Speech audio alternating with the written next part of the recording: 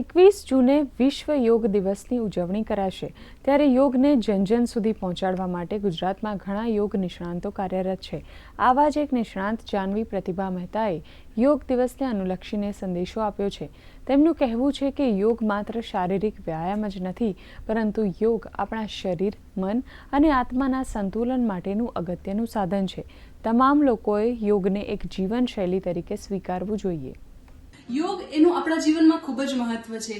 યોગ શારીરિક, માનસિક અને ભાવનાત્મક સ્તરે પણ આપણને ખૂબ જ ફાયદાકારક છે।